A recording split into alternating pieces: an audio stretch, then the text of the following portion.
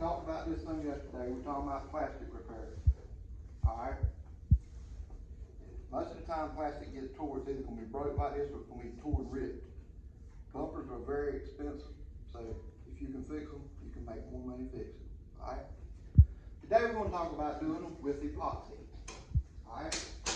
So the first thing we got to have is what? Safety glasses. Safety glasses. A mask. And a mask, alright?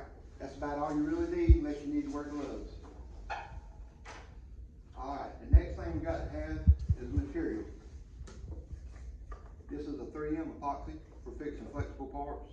Got a part A and part B. Mix them 1 to 1, mix them together real good and spread them on.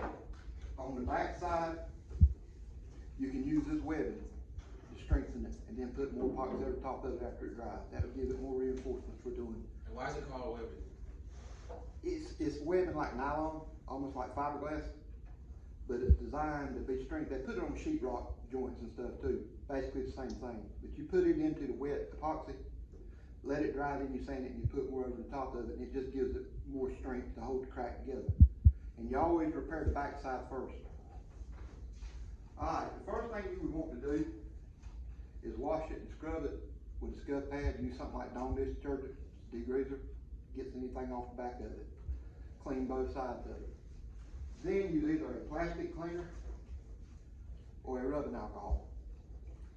Do not use to clean the plastic the same stuff we use to wipe the cars down, because it's got more like an oily base to it and it can get sucked into the plastic and cause problems down the road, almost like putting oil on it.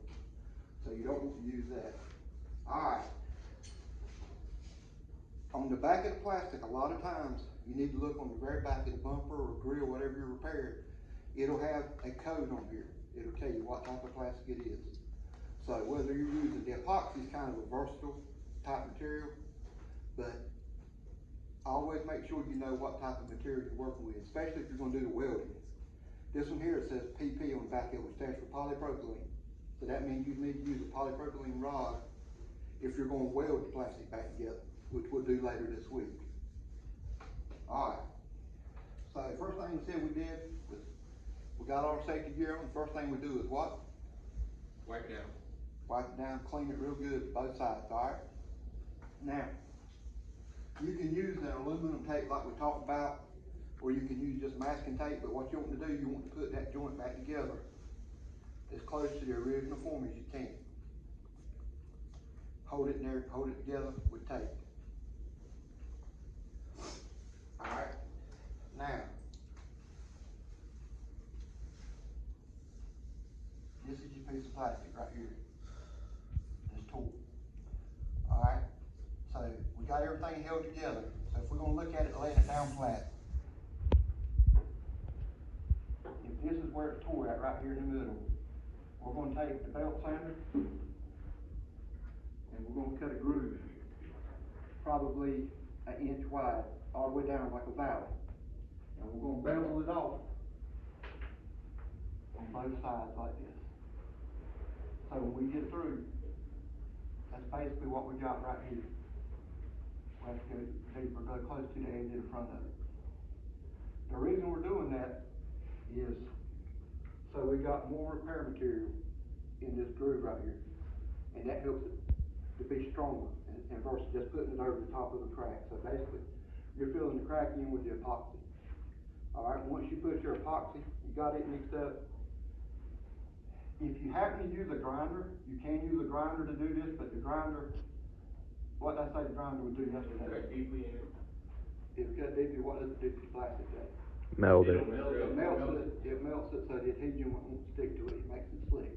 So anytime you use a grinder, you want to go back over it with a sander and clean it up, like with any grit, especially one of these little small sanders here. Alright, that works really good for them little grooves.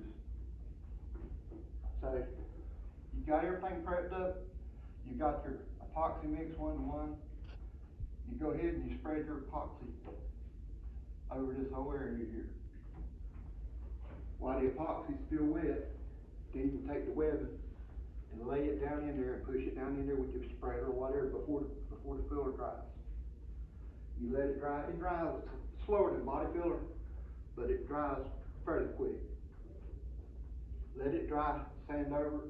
If you need to put more webbing, if you think you do, if it's in a high stress area, you can put more webbing in there and do it again too. But I always go back over that with just a filler and just kind of smooth it off. I try not to sand a whole lot of it off.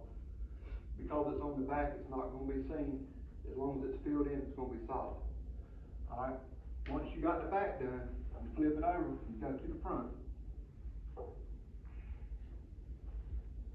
you got a real tight crack there now where it's gonna put back together.